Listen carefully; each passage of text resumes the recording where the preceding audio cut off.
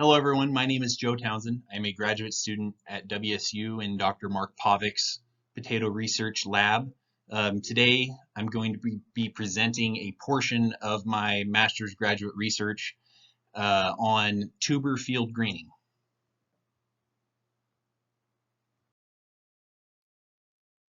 So as an introduction, I think we need to start at what is tuber field greening? Well, it's a physiological response to light, both solar and artificial lighting.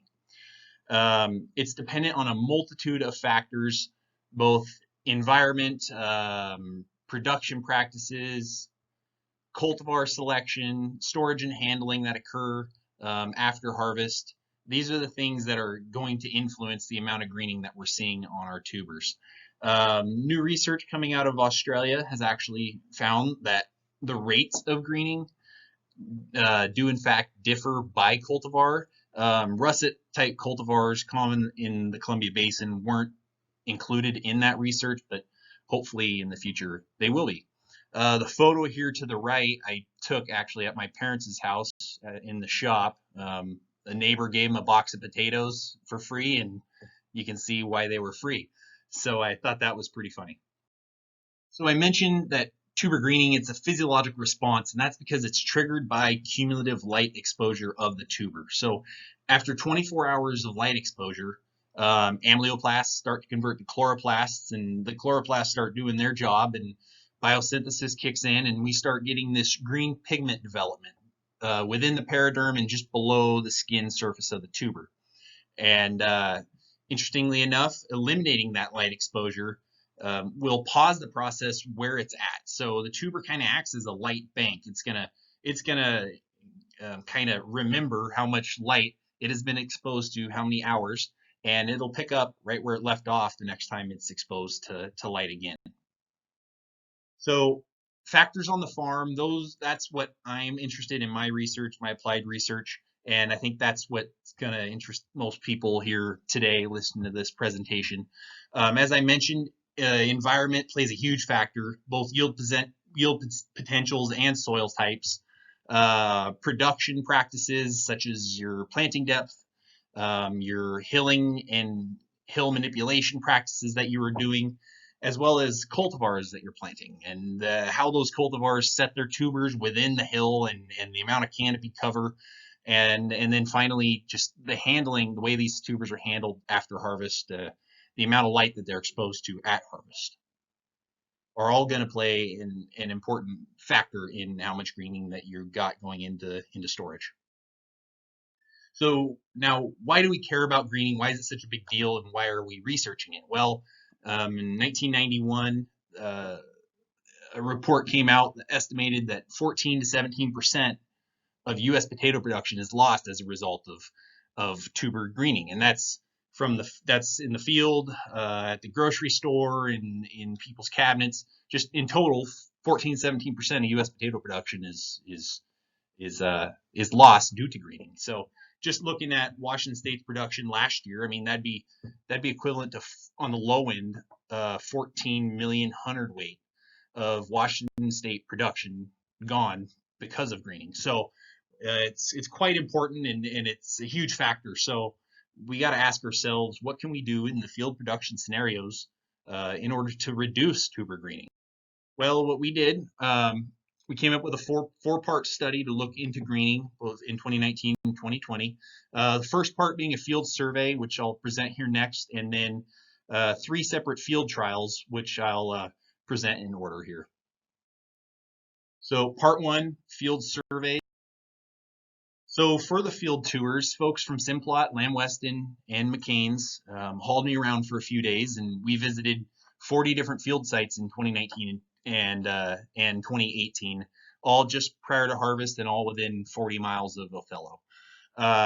These are fields that were all russet type cultivars, but all the common cultivars were included in the visits.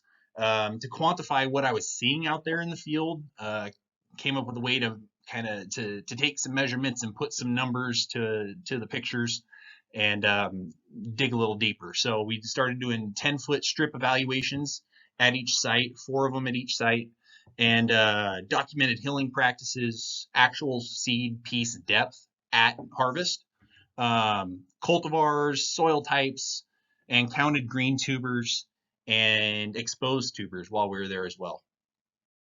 So now moving on to my findings for the field tours.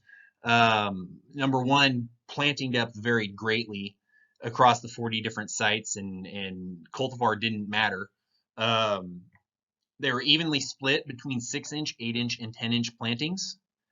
However, when we look at exposed tubers at those different depths, and by exposed tubers, I mean in the photo in the upper right-hand corner, the tubers that are poking through and I can see them coming through the soil surface on top of the hill or on the sides. At 6-inch planting depth in a 10-foot section of hill, I counted an average of 15 exposed tubers in that section. Now, if we go and add 2 inches of soil coverage to the hill, that exposed tuber number is cut by a third. We had 2 more inches to 10-inch and didn't really see much improvement. But the gist of it was that, moving from 6-inch to 8-inch made a huge difference in the number of tubers that are poking through the hill and obviously exposed to sunlight at that point in time.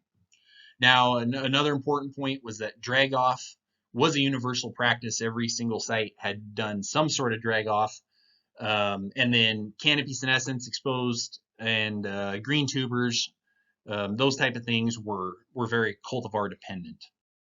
Now, from the field tour, we're able to come up with several points of interest that we kind of use to drive the development and the design of our field trials for 2019 and 2020. Things like canopy cover and its influence on tuber greening, hill drag off, the different techniques that are used out there and how they might influence tuber greening, as well as the cultivar selection. So now moving on to part 2, which was the first of the field studies. And this study is a canopy shading study that we did. So for this shading trial, we had 2 separate treatments, shaded and unshaded vine-killed plots. We'll get more into that here in a second. The cultivars were Umatilla and Alturas. The important part about the trial details was that vine kill was performed at 50% Umatilla senescence, and this on average between the 2 years was 125 days after planting. Looking at the photos on the right, the first thing we did at 125 days after planting, went in and flail mode, did a vine kill on all the plots, both cultivars. Then on the shaded plots, we came in and put on a layer of alfalfa hay. And on top of that, we staked down 2 layers of fruit tree shading cloth. And the point of this treatment was to prevent any sunlight from penetrating to the soil surface and greening any of the tubers that may be exposed under the soil, or exposed right there on top of the soil or within cracks. Data collection was all the standard stuff we usually do. We harvested the plots like normal and ran them through our auto sorter machine. So now looking at the results for Umatilla in the shading trial, we had no significant difference by treatment in 2019 or 2020. However, we did have promising numeric trends. The graph is an average of 2019 and 2020 green tuber yield. You can see numerically there was an increase in green tuber yield in the no shade treatment versus the shade treatment. Now, if we look at this a little bit differently, and we say, okay, these shaded treatments didn't receive any more sunlight to the soil surface, so there was no more tuber greening that occurred after that shading treatment was applied. Well, this was at 50% Umatilla senescence, or at 125 days after planting. At that point in time, acting as a snapshot, we already had 18.2 hundredweight of green tuber yield by that point. Now, after treatment was applied, these hills sat under the untreated sat under dead vines for several weeks before we ended up getting in there and harvesting. And we didn't have a significant increase in green tuber yield as a result of that time without any shade cover. So this is telling me for a cultivar like Umatilla, we're already having the majority of greening that's going to occur in a season has already occurred by the time that vine senescence is at 50%. or approximately 125 days after planting. So here we are looking at Alturas, and we did have significant differences by treatment for this cultivar. Here I'm showing you green tuber yield and green tuber percent of total yield, average over the 2 years we conducted the trial. And you can see that we had an increase in green tuber yield as a result of removing the vines during vine kill versus the shaded treatment. So if we again employ our snapshot in time theory, we can see that at 125 days after planting, we have 14.5 hundredweight green tuber yield for Alturas. Well, as many of you know, Alturas has a thick, robust canopy throughout most of the season, and this canopy provides shade to the hill. When we remove that canopy with the vine kill treatment, as we did in this trial, we can see that the green tuber yield doubled as a result, averaged over the 2 years. So this is going to be important in those situations where agronomically you need to go in there and terminate growth in that field. However, it could be days or weeks before you get in there to harvest.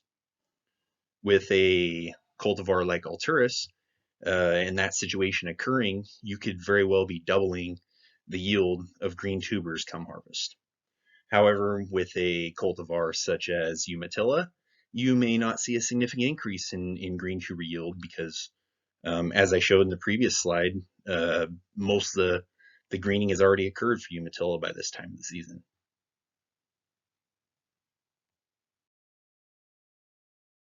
So now moving on to part 3, hill drag-off study that we conducted. So for this study, we used Umatilla, a known culprit of tuber greening. Our standard trial and plot sizes. What I did here was I came up with 11 different drag-off treatments, that we see common in our area, and some that are used in other parts of the world. So first was a no drag at 3 different depths, 6, 8, and 10-inch depth. So no drag meaning we leave that hill pointy and we don't touch it. The next was a plate drag at planting, and we'll get into plate drag a little bit more, but we had 3 different depths there. Harrow drag at planting and at Dammerdike down to 8-inch depths.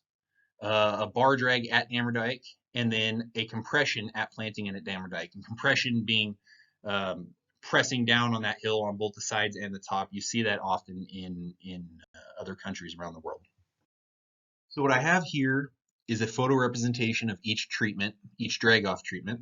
Top left corner is no drag, so it's kind of end up with a pointed hill after the hilling disc goes through and lifts the soil, and you leave it there. You don't do anything else to manipulate that hill.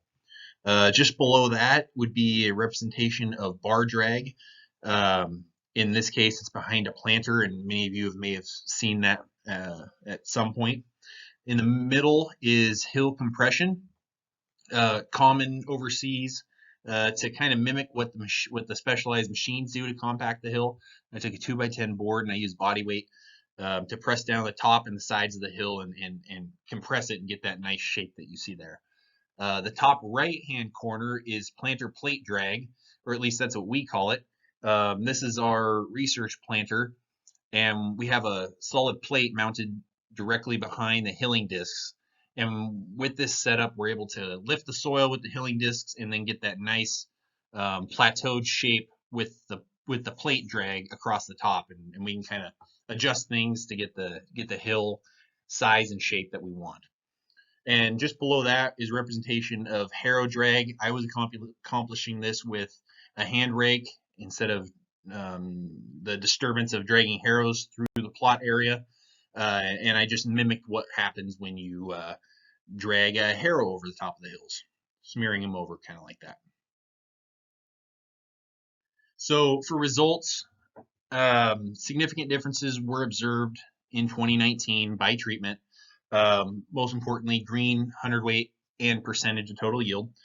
And from the results, we were able to kind of surmise that increased planting depth reduced greening. However, to add on to that, increasing planting depth to 10 inches resulted in a minimum improvement in our greening numbers, and we'll touch on that more on that here in a second. However, when we got into 2020, just like everything else with 2020, no significant differences were observed, and we theorize that this was due to field location, soil types, and then our yields, at least in this plot area, was 100 hundredweight under what we had in 2019. So digging a little deeper into our results for the drag-off trial, what I have here is the 2019 data, green tuber yield and green tuber percent of total yield. The drag-off technique is on the left-hand side. The bottom is 100 weight yield of green tubers. And what I did is I color-coded them green, gray, or blue based on the final planting depth. So what I mean by final planting depth is the final seed piece depth after whatever hill manipulation practice was occurring on that plot. And so what we can see here is we did have significant differences, as I mentioned, for bar drag at Damerdijk having significantly fewer green tubers or green tuber yield than compression at planting and no drag at 6 inch. We dig a little deeper into that and look at the color coding, and it lines up pretty nicely with 6 inch planting having either significantly or numerically more green tuber yield than all the 8 inch plantings and the 10 inch planting. However, when you get into when you compare the 8 and the 10 inch plantings, there isn't a whole lot of difference there. So we go a little bit further into that. Pavlik and Thornton in 2009 did research in Othello on planting depth, and they found that planting deeper than 20 centimeters or 10 inches appears to be unnecessary, and it may increase the risks of disease and seed piece rot, as well as delayed emergence in colder years. Well, looking at our data from 2019, green tuber yield averaged by planting depth. So the treatments ended up at 6, 8, or 10 inch planting depths. On average, 6 inch depths resulted in 9,700 hundredweight per acre of green tuber yield. Now we add 2 inches of soil on top of that hill, on top of those seed pieces, and we almost cut that number in half when we go to 8 inch at 60 hundredweight per acre. Now, when we go look at 8 to 10, not a whole lot of difference, and this is exactly what Pavlik and Thornton had suggested in 2009, and we were able to back that up again here in 2019. So now we're on to part 4, which is our tuber underground arrangement trial.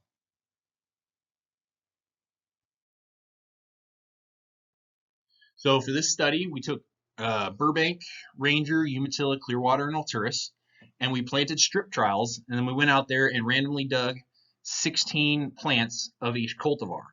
And when I say dug, we didn't take a digger through there. What we did was we scraped off 2 inches of soil from the tops and the sides of that plant to expose, and the point was just to expose the tubers that were within 2 inches of the soil surface. So then we documented how many tubers within 2 inches, how many were green, those sorts of things, and we're able to put numbers to what we were seeing.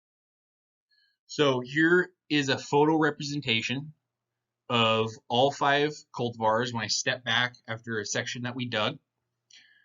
And when you look at Burbank in the middle, and you can see the tubers that were exposed, and you compare Burbank to all the other cultivars, you can see that there's significantly fewer tubers exposed on that hill versus Clearwater, Ranger, Umatilla, and Alturas. And now we can go and pick out the next best one, which would probably be Alturas over here in the bottom right. And it looks a little bit better than the other 3 cultivars involved in this study. So now photos, and we'll go on to the results. I give you Burbank here on the left-hand side as a representation. Average 2019 and 2020, the number of tubers and green tubers within the 2 inches of soil on the surface. We've got green tubers in green, within 2 in gray. You can see Burbank had significantly fewer green tubers and tubers within 2 inches of the soil surface than all the other cultivars in the study. Now you go on to Alturas, which we thought may have been the next best in that photo, and you can see it had significantly fewer tubers within 2 inches when compared to Umatilla and Ranger. And so with these results, we're able to show that um, the green tubers that we're seeing and where these tubers are being set within the hill, those type of factors are in fact cultivar dependent. So if you're in a contract that has you growing Clearwater, Ranger, Umatilla, for instance, you're probably going to have, if you do everything right, you're probably going to, at the end of the year, going to have more green tubers than, let's say, a contract that would have you growing Burbank. So I think that type of thing needs to be taken into account when contracts are being written up and greening is a concern. So now on to our conclusions. Based on our research into tuber field greening in the last few years, we're able to make some solid conclusions. The first being that shading the soil with a robust canopy can, in fact, reduce tuber greening. We're also able to show that vine kill practices, specifically with a cultivar such as Alturas, may in fact increase field greening that you're seeing come harvest. We're also able to show that drag-off practices do influence tuber greening. However, more important than the drag-off technique used is the final planting depth and how consistent you are able to achieve the target depth. For cultivars like Umatilla, Clearwater, or Ranger that may be predisposed to produce more green tubers based on tuber set location within the hill, an 8-inch planting depth is recommended if greening is of concern. And finally, based on decades of research in the past into hill shapes, a wide flat-topped hill is also recommended. So future research, I think Mark is planning to conduct these trials for additional years. Um, we also need to look a little bit more into the influence of vine kill practices on tuber greening across more cultivars. And also we need to dig a little deeper into the rate of greening for our russet varieties. As I mentioned earlier in the presentation, there's research coming out of Australia that the rate of greening is cultivar dependent, but none of our common russet cultivars were involved in that study. So hopefully we can dig a little deeper into that too. So I'd like to thank you all for tuning in to my presentation today, and I'd also like to thank the Northwest Potato Research Consortium for their funding of my research, and of course Dr. Pavic, Zach Holden, Rudy Garza, and everybody else in Othello at the research farm who help make all of our research happen. So thank you very much and have a nice day.